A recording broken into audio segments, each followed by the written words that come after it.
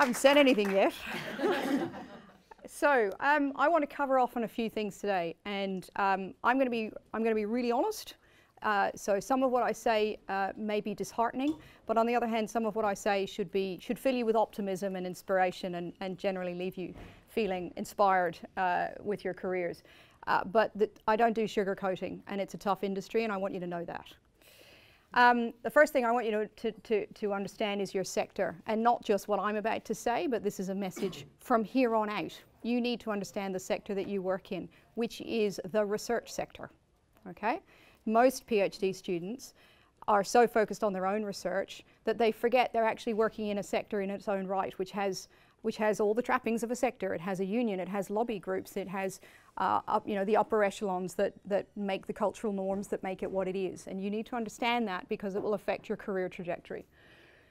Related to that, of course, is the funding landscape. I also want you to understand your university, because every university has new vice chancellors arrive every 7-10 years or so, and inevitably they develop a strategic plan, and we all kind of go, oh, here we go again.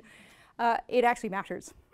Right? So what they say in that strategic plan is their vision, and ultimately will be their legacy. So understanding what they mean in that strategic plan is the secret to knowing how to position yourself well for the opportunities that arise. I really want to stress that there are multiple academic pathways, and I want to finish by talking about how you can best position yourselves and your track record to make yourself as marketable as possible for those positions. Okay? And as I say, I will go fairly quickly, but if you need to stop me, if you go, oh my God, I can't believe, can you say that again, please, I need it on the record, just please do stop me. And a caveat, which I have to say at the beginning of this, so this presentation is based on a combination of facts, but also observations from my time in academia, okay?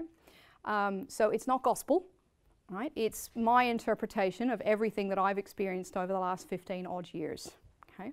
And I don't think two people experience academia in the same way. I would say I've been extraordinarily lucky and privileged in the path that I've charted. You know, I thank my lucky stars every day that I come to the job I come to. So I'm bringing that to this presentation. Hands up if you're a social scientist. Great, you understand context. So just be mindful of that. This is the York notes, if you like. This is what our sector currently looks like. The good. The good is that universities aren't the only places where research is undertaken. So if research is your thing, there's more than one place you can do it. Right? It doesn't necessarily have to be in a university. Right? That was not true 300 years ago. Okay? So we live in a much more complex environment where your research skills will be in demand. Conditions are still very good in universities if you secure an appointment. Non-traditional research outputs are increasingly being recognised, so that's anything that isn't a peer-reviewed journal article or a book with a publishing house. Non-traditional academic pathways are on the rise. Technology offers opportunities for us to engage in a way that we've never done before. And policy settings are changing with respect to open access publications and the relative importance of industry and government engagement. Okay, so that's the good news. That's what we currently experience as scholars. The bad is that competition is fierce, and you will have probably noticed that already. PhD qualifications are not as rare, and arguably not as valued by society at large as they might have been once, or indeed as they might be in other countries. The demands on academics are changing and increasing, and the sector is increasingly politicized and uncertainty abounds. Okay? And again, this is not unique to our particular sector, but we are not immune from that uncertainty. I'm glad she spoke to him earlier. The ugly. Traditional stable employment is much harder to get. Right? It is like getting hen's teeth to find those continuing appointments with a traditional T&R role. Okay? They're pretty rare. Casualisation is on the rise. Funding is declining. Gender equity is still an issue even after decades of looking at it. The noise makes it difficult to cut through with evidence-based advice. We live in an anti-intellectual country, which has limited appreciation for the economic and social value of research, so we're constantly having to justify our existence. That's the ugly, right? And you need to understand that in order to be able to work effectively in this environment. Right? If I stopped now, that would be enough. So know your sector. What do we mean? Innovation, science and research landscape in Australia consists of 39 or 41 if you include the 2 private universities. 2 significant government research agencies, CSIRO and DST, plus numerous smaller research organisations which are government funded. So the Australian Institute of Marine Science, for example, ANSTO, which is the Nuclear Science and Technology Organisation, the RIRDIX, which is the Rural Industry Research and Development Corporation. So my first and only postdoc was funded by a RIRDIC.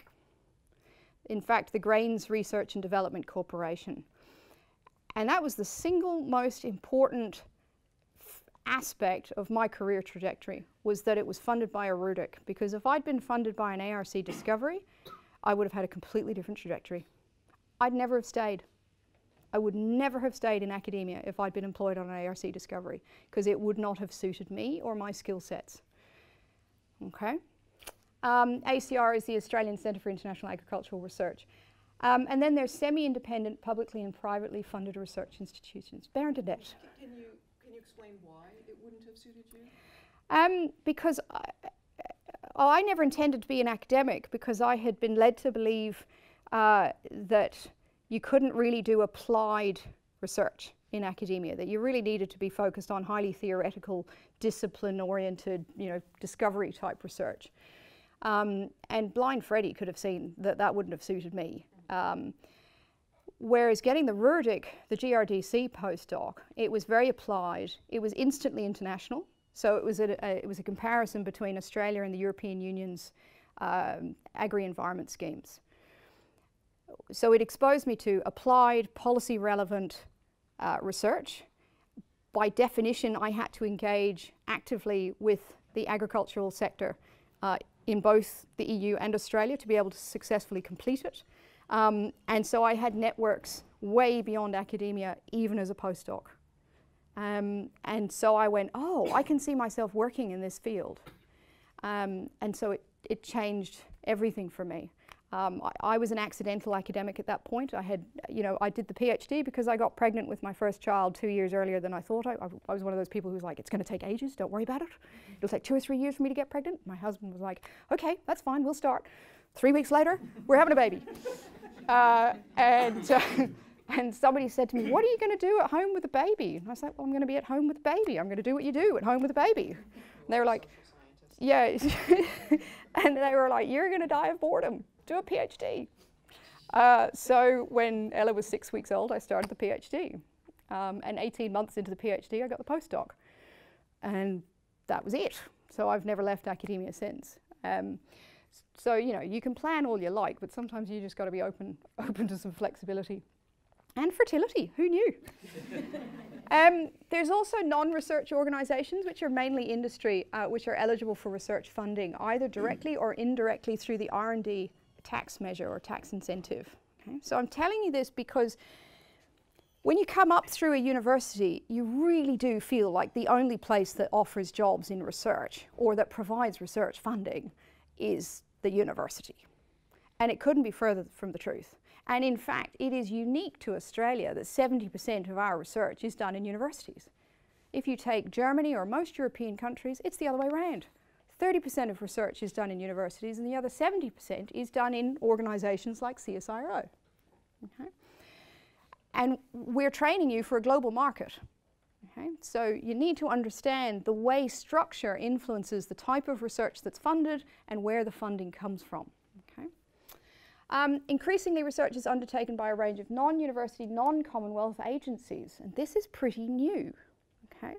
We were the ones that did the peer-reviewed research. We had the authority. Okay? We had the prestige that we were experts, and we were listened to because of that prestige. Now we've got think tanks and advocacy agencies and lobby groups and consulting firms who are all putting out their own research, which is not done through our system at all. Right? Now that's not to say it's worse necessarily. Sometimes it's really not. Sometimes it's really good research, right? And that calls into question the way we do things, right? But nevertheless, it means that there are a lot more people out there who are experts, or if not experts in the way we understand it, at least are being listened to as though they have something valuable to say based on research. Okay? So we're really fighting for fighting to be heard and fighting for what it is that gives us a comparative advantage vis-a-vis your well-resourced McKinsey consultant who can come up with a 50-page document that might not be peer-reviewed in the way we do it, but nevertheless it's McKinsey, so the secretary of the department is going to listen to it. Okay? So what are we doing? You've got to think, what are we doing that's better? And we are, and I'll come to it, but it's a challenge. So structure, well, let me ask you, where do you think the majority of research funding comes from? I mean, let's assume it's the government, but where would you get it from? What's the first thing you think of when I say apply for a grant? The ARC. Anything else? NHMRC, do you think of? Right. Anything else? Yeah, let's have a look at where the funding goes for research and development in this country. So it's about 10.3 billion in the 2017-18 fin year.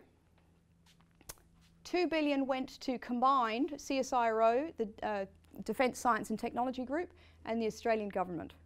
Okay, that means the in-house research that's done by different government departments. The majority went to ARC, NHMRC, and this thing called the University Block Research Funding. Okay? And I'm going to unpack that in a sec. But the next biggest, very close, is the R&D tax incentive. What's that? I'm picking you, Bernadette. What's that? Where private sector companies come up with half the money and or a little bit more, tad more, and then Commonwealth government will fund you the remainder for doing genuine R&D. Mm-hmm. And it's just been reviewed, and the key finding from the review was? I didn't. I applied for it years ago. I don't keep up with it. This will surprise you. It was being rorted. Oh, yes. Right? How was it being rorted? You had a lot of companies that were saying, yeah, I really need to put in this new software package across the entire business because it's innovative. Right? That's innovation. And they were getting a tax benefit as a consequence. So the loopholes in that measure have been tightened up in the last 12 months. Okay? And it's been, in the last budget just gone, last week, the R&D tax measure, I believe, has been reduced. Okay? But it's interesting, isn't it? Because if you think, where's the money going? Out of 10.3 billion, just under 3.3 billion is in fact going into the private sector. Okay? And you can unpack that, but we don't have time today. And then there's little bits and pieces around there. But let's have a look, unpack some of those lines. So this is the 2014-15 federal budget. And these are the federal government departments. Is there anyone here who interacts as a part of their research with federal government agencies? 1, 2, 3-ish. Okay. So where does the research funding go in that scheme? It's the red dots. Okay.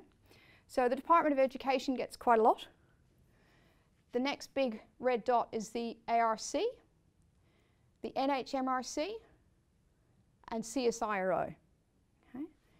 And then over here we've got agriculture and environment. Okay. Right. So when you think to yourself, I really want to have an ARC linkage with a government department, but they need to put some cash in. This is at the federal level. It's different at the state level, and I'm happy to take questions on that. But only so many of them actually have a budget that they can legitimately put towards research, which means two things. You need to know where to pitch your idea, and you need to know how to pitch it, because maybe there's another bucket of money which is a bit more flexible in the way it can be defined as a contribution. Okay. Oops, missed one. Oh, it doesn't want to stop on that one. There must be, okay. So what's been happening over the last couple of decades? Business expenditure on R&D went up and then plummeted. What happened in 2008? GFC. Government expenditure on R&D. Basically a gentle decline. Okay. In global standards, we're pretty poor when it comes to funding research in terms of a percentage of GDP. Okay? We actually have very low percentage compared to countries like ours, like Germany, Israel, the United Kingdom, etc. So government funding to universities. Remember that big block, the 2 billion? And you're like, whoa! Not only is it ARC and NHMRC, but the universities are getting this thing called block funding. Hands up if you know what it is. Nope, great, let's. Performance-based block funding for university research was about 2 billion in that fin year, which is awarded following a calculation based on research performance as determined by research outputs and success in securing competitive grants. Once allocated, each university is free to decide how the funding is used. So every time you win a grant, whether it's category 1, 2, 3 or 4, the university gets a little extra. Okay, there's the money that you get, and then there's this little extra icing on the cake, right, which is awarded through this calculation. Okay. Now it's changed actually, that's slightly out of date, that terminology. It used to be based on outputs as well, publications, which is why we were all under so much pressure to publish, okay, because not only was it prestigious, but that calculation was based on outputs as well. And then we had a shift in understanding at the federal level around what universities really ought to be doing in order to be relevant and have an impact. And lo and behold, they went, who's reading your papers? Because we're not reading your papers. We can't even access them. They're behind a firewall. So who's reading? Oh, you're reading each other's papers. That's not terribly useful. So we want to try and change that incentive. So it's important you do it because it gives you the prestige and the peer review credibility, and it makes your research better. But we're sure as hell not going to award you just on outputs. Okay? So that has been a fundamental shift in the last few years. So that amount goes to the ARC. The NHMRC gets a little bit less, and then there's a little sort of bits and bobs around. Okay? Now, oh, I haven't got that slide. I do want to just draw your attention to the fact that the ARC covers everything that isn't medical research. And in fact, it also covers some health research. Okay? The NHMRC covers all medical and a lot of health research, as the name suggests. So what we've got is a little bit more money for everything else that isn't medical and health research. And now we've got the Medical Research Future Fund, which is 20 billion over 10 years, is it? So we've got the NHMRC, the MRFF. So if you're in medical research, you're doing fine. If you're in anything else, we're paupers, right? Compared to our colleagues in health and medical sciences, right? There is politics behind that, which I won't go into, but they're fairly obvious. The other thing that I want you to understand, not so much now because you are actually PhD students, but just to understand the way in which things are prioritized, right? But policy is social engineering. And everything I've talked about was a policy decision. And there have been policy decisions to encourage some research and not others, right? This is not accidental. So when we think about PhDs, you need to understand that not all PhDs are created equal. So weightings apply according to the domain. So for example, we want, quite rightly, to encourage Indigenous students to do PhDs. So we weight that very highly in the calculations around block grants. Okay? So these are the weightings, which means that we're essentially saying we value these areas at this point in time more. Okay? Yep. Well, some research involves computers that go ping, and they have to be paid for. Right. Some research, like mine, God, you could have done it on the back of an envelope. So they allow for that in these weightings. So there's often a feeling, a bit of a myth that applied research is funded less than discovery research, and that the humanities are really falling behind, etc. I just want to put some stats up to show you what's happening. So funding for discovery, actually this needs to be updated because the linkage has dropped off because we took the deadlines away, so academics do what we do best, which is go, I'll do it next week. And then we actually never get around to it. But essentially the funding for linkage has gone up, right? Again, because societal and political norms have changed. They want us to do more applied research. This is ARC funding aggregated by field of research code. Okay. So there hasn't really been that much difference between the different fields of research. Yep. Can you go back to the last slide? Yep. I only understand linkage through context. Could you maybe unpack that a little bit for all of us? Linkage. So linkage is, ARC linkages are projects that are done in collaboration with a partner or partners. Okay? Those partners could be industry organizations, they could be NGOs, charities, schools, hospitals, government departments. Okay? And essentially they have to put in, the partners have to put in both financial and in-kind contributions. Now, by virtue of having the partners in with you, the research is much more focused and applied. It's not consulting, so there still has to be a pushing the disciplinary boundaries sort of discovery element to it, but certainly has a very applied focus. Okay? Discovery, of course, is discovery. It's fundamental blue sky research. Okay? It's pushing the discipline forward, etc. I have never managed to secure a discovery. I gave up after the second time. Okay? I didn't need it. Okay? It's not for me. But linkages I'm pretty good at.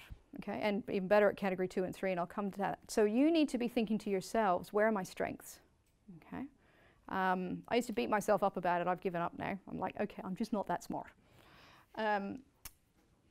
Or I'm more interested in impact now, not in 5 years.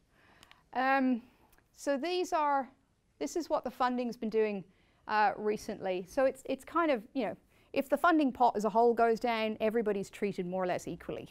Okay? This is just for you to know that generally speaking, we're not being picked on. Okay, generally speaking, because we do tend to whinge and moan a bit as the humanities and social sciences, but actually we get much less, yes, we do, but we're also cheaper. There's less of us, and we're consistently treated much the same way. You probably want to disaggregate that and do quite a bit of analysis, because that hides a lot. Social sciences and humanities, medical and health, there's a lot of social sciences that would probably be captured in medical and health sciences as well. But that was just to sort of say that, they're kind of, when they put a line through it, they put a line through everything. Distribution of ARC projects across science and research priority areas.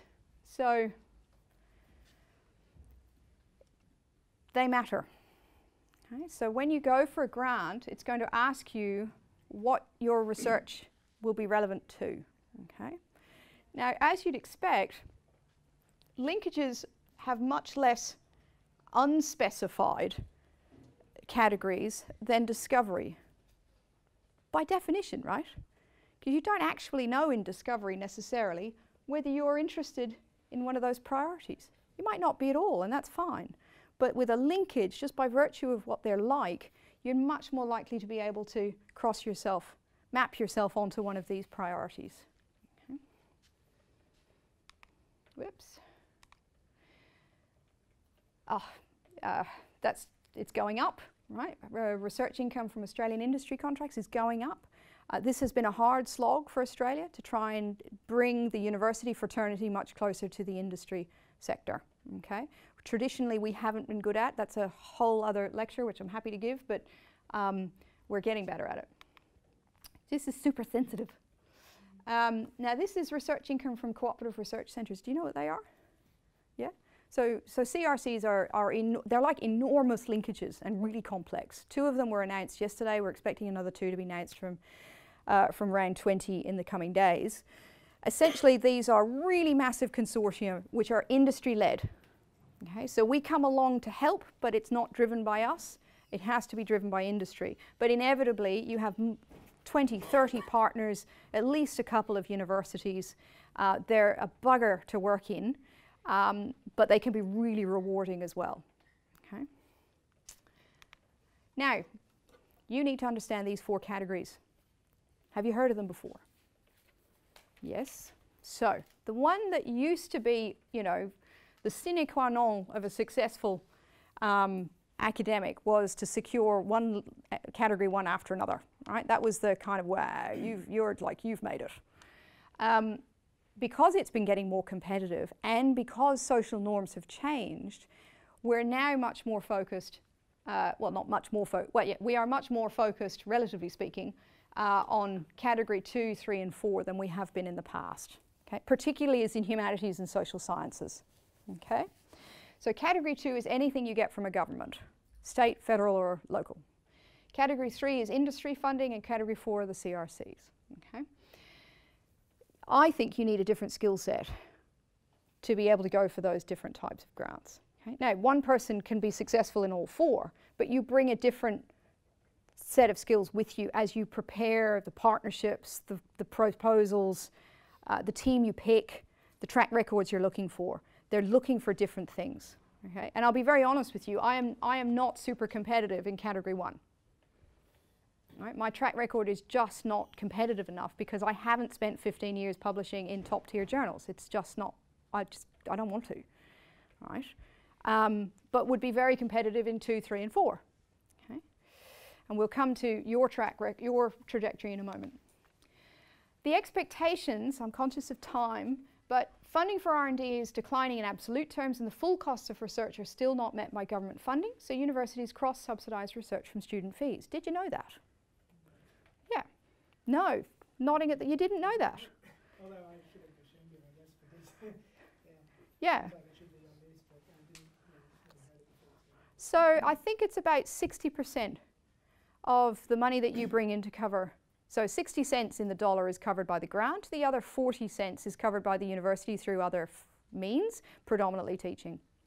Right, which I actually never batted an eyelid about until my daughter got into year 12 this year.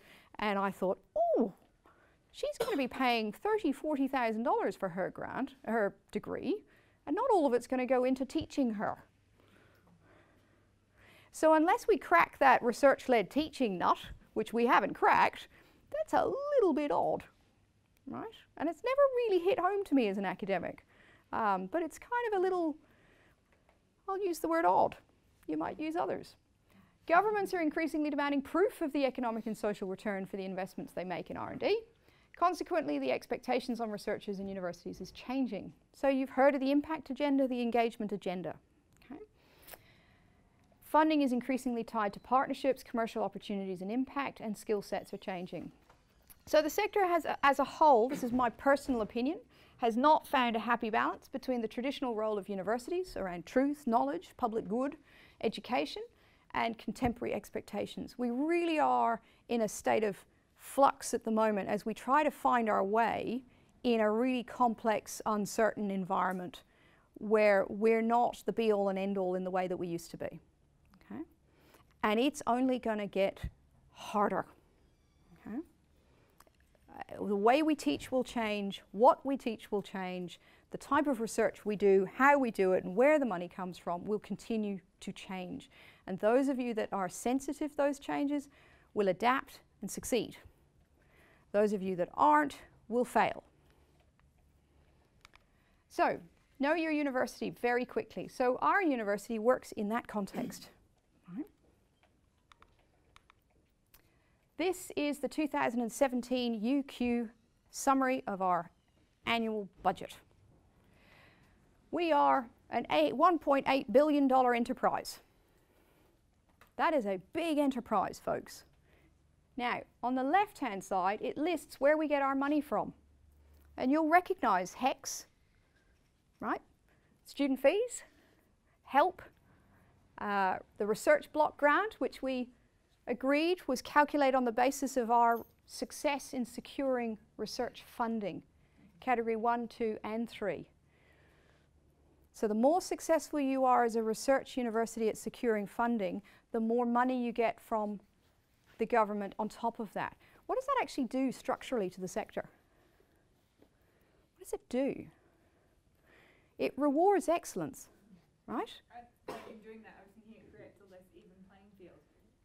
Because where you are can produce advantages and disadvantages. Absolutely. What it does is it reinforces the excellence in research-intensive environments. Yep. Is the fee help and course fees line, the third one down, is it so much bigger than HECS help because that would be international student fees as well, given how high they are comparative to domestic students? The third one down is under. I'm just thinking, yeah. Like I know that, say, for an undergrad, the international student Yeah, fees it's are huge. I'm not, I don't know. I normally have it written down. One of them is undergrads and the other is international. But I think the undergrads is the 518 million. Because I remember the Vice Chancellor saying to me once, Karen, you keep talking about public good. How much of our budget do you think comes from undergraduate students? And I completely got it wrong. I said something like 60, 70%, and it's not. It's international students is the 518. Is it 518? Wow. I just remember we had a thing from the provost that he told us the proportion is something like 40% of UQ's income was international student related. Yeah, right. Whereas much all of I it's thought it was research. undergrads, like domestic undergrads. Yeah. Where did the fee-paying masters fit in then, for domestic students? Because I thought that was fee help. That is fee help.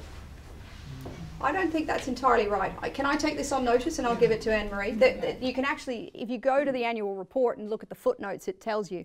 And every time I give this talk, I have to keep double checking it, but I didn't do that this time. Research block grant, you can see there is 184 odd million. Other government revenue, 251, and then consulting. So other government revenue, Cat 2, and then consulting. Okay. And there was a time where you would have hidden your consulting under a bushel at a university. That's changed. You're now encouraged. Right? There are rules about it and all the rest of it, and what you can do with the income, etc. But again, this is the changing landscape. It's like, no, we'll take money off anyone because the environment's changing. Okay. Now, if you unpack that, that's revenue. That's the one that we've done that. This is expenditure. Okay. So it's kind of, what's that? About a third on academic employee benefits, then non-academic employee benefits, and then other expenses, that 32%. That's keeping the whole enterprise going, right? That's making up that 40% gap that we don't get from our research grants, okay, approximately. So key points, domestic and international student fees are less than 50%. Category 1 funding accounts for approximately 15%, but the block grant funding is based on all research income and PhD completions, okay? Not outputs anymore. Okay. I worked at a university where at one point I had a football team of PhD students, 13, right?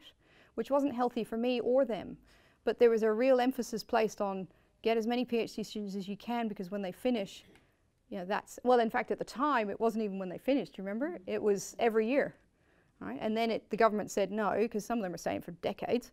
So it's now on completion, okay? But again, there's a tension here that we need to accept as a sector, which is, that we're being driven into certain things and we have to maintain quality, okay? Because that's what sets us apart, yep. With the Category 1 funding, isn't that likely to influence and possibly limit the type of research that the university does, because people know what sort of things are likely to get approved funding-wise, and just output to a lot of different journals with more targeted audiences might sort of help the research to be broader.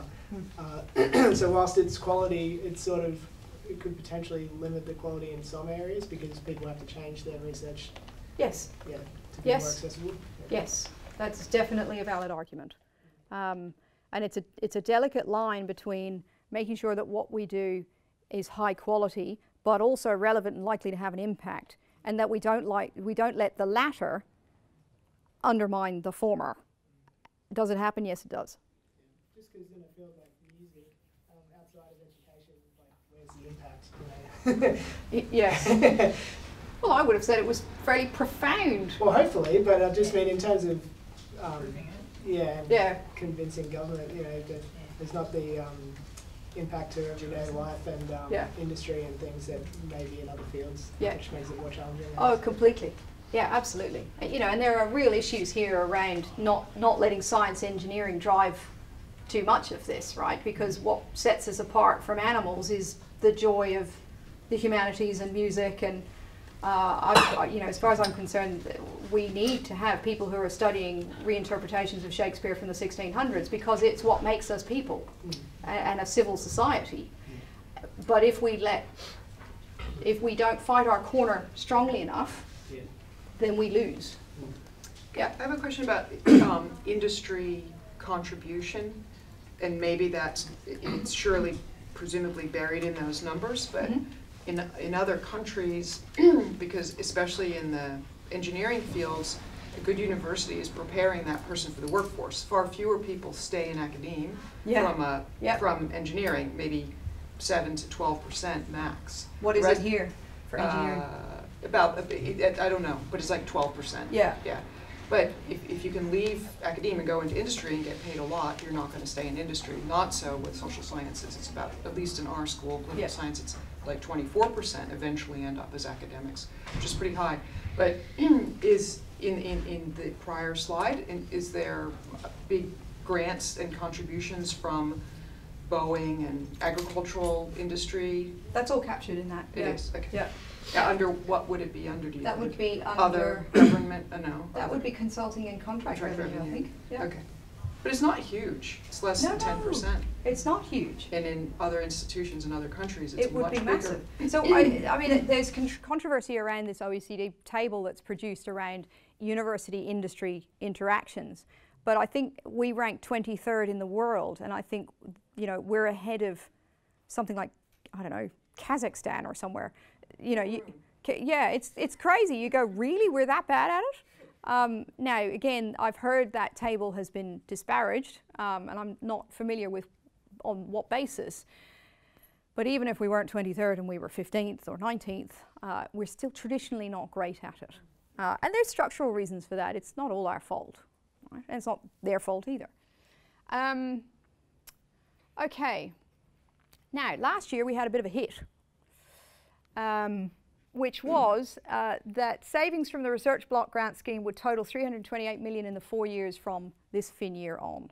Okay? So when the Vice-Chancellor writes to all of us and says the budget wasn't so great, that's what he means. So when we go back to this, then that number goes down over the forward estimates, right? Which means that number, other expenses, goes down, which means there's not so much candy to go around, right? So that's why I want you to understand, I want you to listen to the budget, right? I want you to listen to the budget. I want you to get involved because it matters to us. It means that the next time we have industry fellowship, internal fellowships, we don't have as many, right? And we can't just bitch and moan about it. We've actually got to get involved. So, whoopsie daisy. Gosh.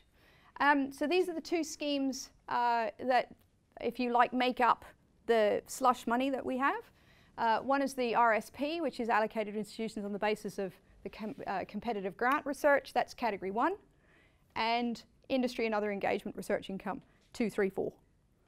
Now, it used to be the other way around, right? So they've changed that weighting. Excuse me, the RTP is what we get on the basis of competitive grant research, 25% from industry and other research income, and 50% from HDR completions. Okay. Social engineering. That's what policy is. It's social engineering. We are all being engineered. Thanks. So strategic plan. This is ours. Have you read it? Hands up, be honest. Wow, you're alone. Okay, I hope you mentioned 1UQ. Read it, because it trickles down to the faculties, to the schools, to individual groups. Okay? It becomes, you're all social scientists or humanities scholars, words matter. We pick up terms that then inform how we position ourselves. So key points, what's important to university upper echelons now? That we all start to work together. We have an incredible university here, extraordinary breadth and depth, extraordinary. But we tend not to play with each other. So when I want an economist to work with, I tend not to look at UQ. I tend to go to ANU. Now I'm looking at UQ. Okay? Look inwards first, because we do actually have extraordinary expertise, internationally recognized, across an incredible range of disciplines. Engaged in strategic partnerships, diversified income streams, not just Cat 1. That's what that means. Don't just go for Cat 1, we've got to get savvy around 2, 3, and 4. And globally significant solutions. Let's not be parochial. which I have slight issue with, because at the end of the day, university is a really important player in the local community, and it should be thus. Right? I spend a lot of time working with the Queensland government. The point is that what you do locally, try to think about it globally as well. Okay? Evidence, question mark. What do you think I meant there? I don't know. It'll come back to me later. Global engage. Oh, what is the evidence of this happening? That's what I meant. Well, you have a look at the global engagement seed funding that's available. We've picked priority partners, right, around certain criteria.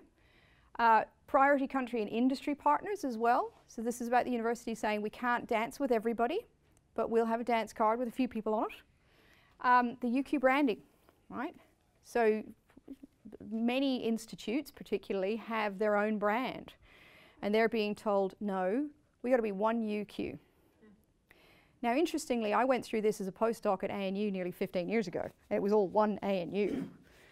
We got an ANU brand. And in fact, it caused enormous angst at the time. But it was coupled with the idea that it was the national university, and that really resonated with people. And of course, there's been the disestablishment of centres in some institutes, or the bringing in of institutes to faculties. The idea that we need to get tighter and smarter about the way we communicate and work together. Now, recognise multiple academic pathways. All roads lead to self-reflection. This is the really important stuff. Most of you, all bar one, are doing a PhD, presumably because you're passionate about the issue, right? And or you fancy yourselves being an academic, possibly, not all of you. Right? Or you didn't know what else to do with yourself, and you figured 3 or 4 years reflecting and doing something valuable would be a good thing to do. Or you had a baby 2 years before you thought you were going to, and it was to keep your mind occupied. Whatever. What are you really good at? Think about what you're really good at. Don't think about the PhD. Think about after the PhD. What are you really good at? Before, there was a life before your PhD. I know it's hard to remember. Yes, but bring it to your thinking, okay? What made you do the PhD, but more importantly, what now do you think you're really good at? What aren't you so good at? Right? What do you enjoy in your working day? Okay, and I'm coming to a point. What do you want out of your career? How does your career fit into your ambitions and aspirations for your life? What you see academics doing, your supervisors, is not necessarily reflective of what being an academic is like. Okay, you never see me, that's probably accurate. But you do... I hear you exist. Yes. You have to... Don't wear rose-tinted glasses, okay? Think about what it is that gives you bliss and joy, right? And then look at what this offers. And if there's a match, great. And we'll get on to the next slide, okay? But if you actually discover that what you really like doing can be done somewhere else, don't shut that off just because you're surrounded by people who never left uni, right? I mean, we have to be honest. Most of us, I did 3 years in the private sector and then ran back. You know, oh, this is actually really comfortable, right? But it's not so comfortable anymore. So you do need to have some self-reflection about what you're good at, where you want to be, and then what the chances are of you getting there are. Are you mobile, or do you want or need to stay in Brisbane? Right? It used to annoy the crap out of me when really senior, eminent professors would say to young scholars, well, you'll have to do your postdoc at Imperial or LSE or Cambridge or Oxford. It was always UK. Because you need to spread your wings. Going to another English-speaking island was not spreading your wings. But there was no recognition that you might have a partner who has a career that relies on you staying where you are. And that doesn't make you a lesser scholar, it just makes you a committed individual with another life, right? And all of those things matter, and if you hear your supervisor say anything like that, you call them on it. Because you can say, my husband or my wife or my partner actually owns a business that can't move to the UK and wouldn't want to because of Brexit. So stuff it. Why do you like research? What appeals to you about being an academic? Think really carefully about that. What is it that appeals to you? Is it academic freedom? Is it the privilege of being able to do research on things that matter to you? because most of your time you won't be doing that. You'll do some of it some of the time, okay? But you have to think about what this job really looks like. And it's amazing. Don't get me wrong, it is amazing. But know what you're aspiring to, okay? Because it varies from one discipline to another. It varies on the type of contract you're on. Cultures differ from one school to another, one university to another, okay? The days of us kicking back on a Friday afternoon with several bottles of wine are gone. I got in just in time, right? And if my daughter said to me, Mummy, I really want to do a PhD and then I want to be an academic, she would never say that, just so you know. But if she did, I would have the same conversation with her. I would say, academia needs people like you. Go for your dreams, darling, but understand what it's going through right now, okay? Yes, so do you know what an academics day looks like? And please, Anne-Marie, chip in. As a senior colleague who knows this even better than I do, what appeals to you? Are there other careers that you're flirting with? What do you need to be doing to keep that option open? So remember, the opportunity cost of doing a PhD is 3 or 4 years of something else that you could have been doing, okay? Think about what that opportunity cost is, and to the extent that you can minimize it, do. Otherwise, you're potentially wasting an opportunity. Who are your mentors? Hands up if you feel like you've got a really great mentor who's there for you with really sound advice when you need it. That's brilliant. Hang on to them, because I wouldn't have achieved anything without my mentors. Honestly, anything at all, and I'm constantly ringing them. I just want to say I'm really grateful, because it matters. You need that kind of advice. This is the pathway, folks, according to Karen. There was life before your PhD, which may or may not be recognized, right? The thing that really annoys me is that we have fantastic mature age PhD students who've had a great career doing something else, and then there's a degree of what's not infanticide, but when you make someone a child when they're not a child, infantilize, yeah, all of a sudden. Infantilize, yeah. It wants to kill a bit. But you suddenly go from being a full human being in your own right, fully respected for what you were doing, to being a student who's being treated often like an idiot. So you have to just try and manage that situation carefully. But anyway, you get through that and you complete. And then there's a number of options. You leave the sector. For one reason or another, okay? Maybe you've done that self-reflection on the previous slide and you've said, you know what, I really love working in universities. I love ideas. I love the people. I love the terms and conditions. But you know what, research and teaching doesn't do it for me. Or I can't get a job in research and teaching. But there are really great roles in the professional stream of universities. And this university would fall apart without our professional staff. I mean, honestly, we cannot do anything without them. They are brilliant. And many of them have PhDs because they did that thought process, went through that thought process, and they said, no, I want to stay in the sector. It's got a lot going for it, and it does, but not necessarily in a T&R appointment. Or you walk into a T&R appointment, continuing 40-40-20, 40% research, 40% teaching, 20% everything else, and you're away. There you go. Great. You are now anointed an academic.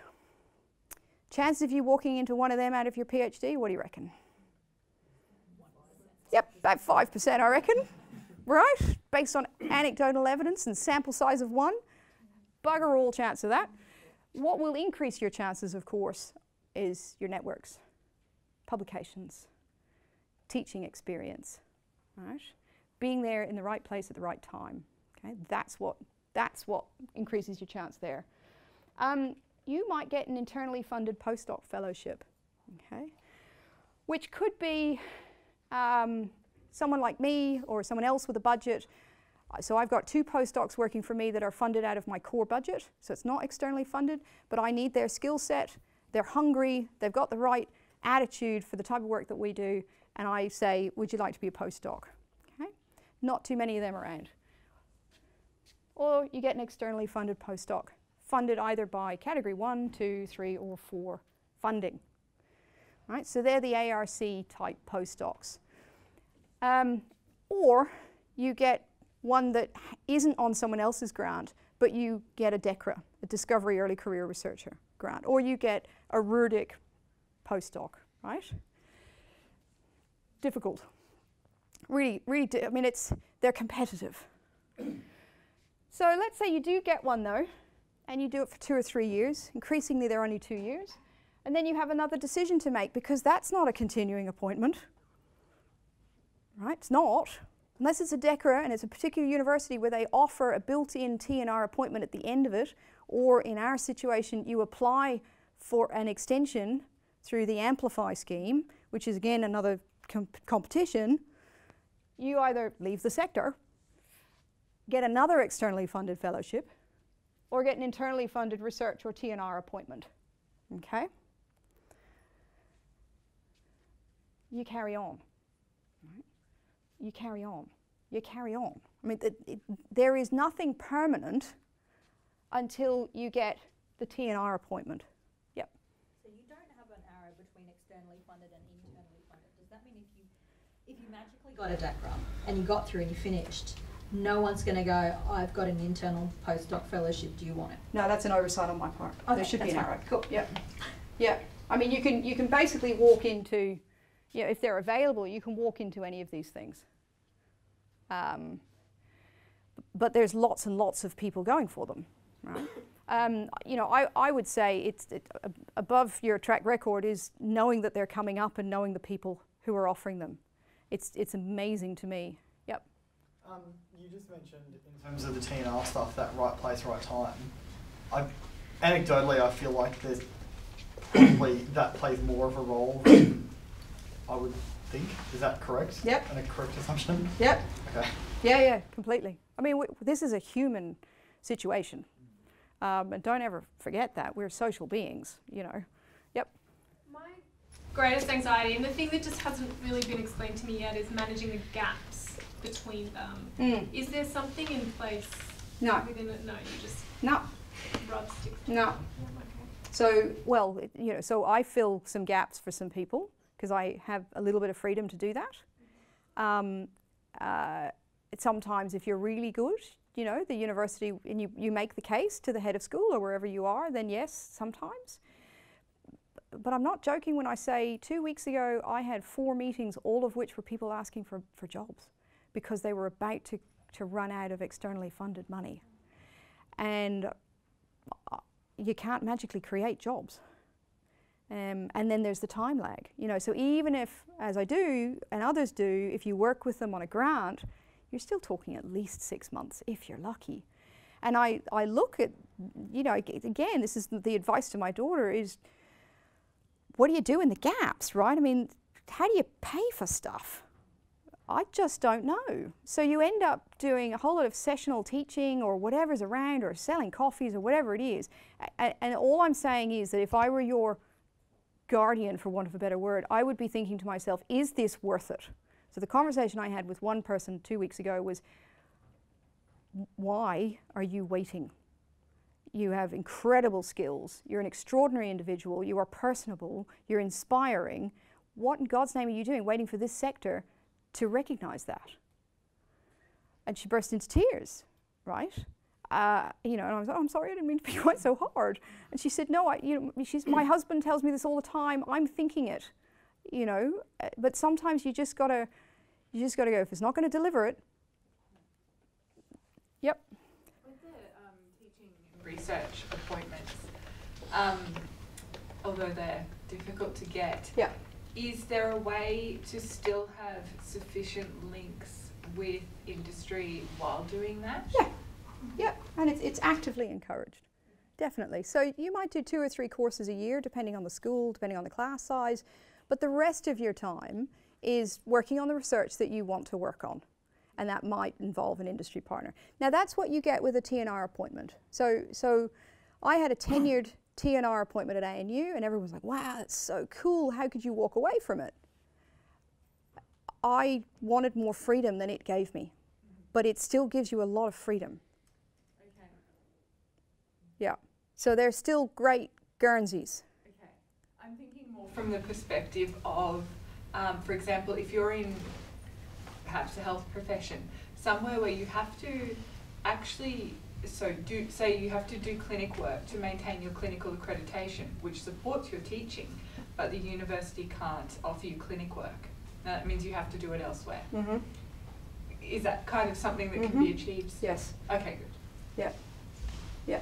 And how common is it that you know of people, I know of one because I'm married to one, that has an industry job and then comes back, and in either at any level from teaching, helping research at a center, in his case, he's not teaching, but supervising students, but still has that affiliation. How common is that? Increasingly common. And they have like a real job. And they have a real job. They're getting And so the university interaction is on site.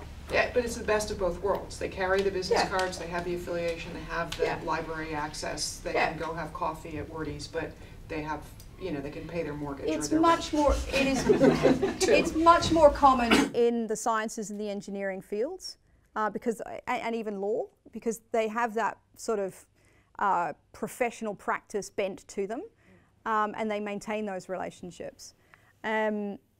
I couldn't speak for all of humanities and social sciences, but it's not that, I've got quite a number of senior research associates who are grown-up practicing policymakers who want to be associated with us, and we want to be associated with them. Do they do it on the come, or do they get paid? Or? No, they don't get, they don't get paid. Certainly not the policymakers, no.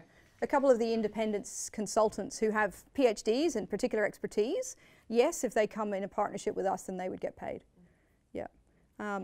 You know, I mean, my neighbour is an architect. He's in his early 70s. He is now tutoring in first-year architecture at QUT, and he said, look, I'm not doing it for the money, but he's doing it because he wanted to pass on 50, 40 years of experience to those students.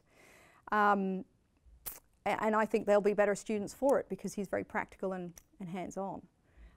But it would be, yeah, you actually have, we're not built for that. We're getting better at it, but we're not built for it. Okay, a couple of things. Not all fellowships are created equal. And all you have to do is have a look at the terms and conditions for UQ Amplify to see that.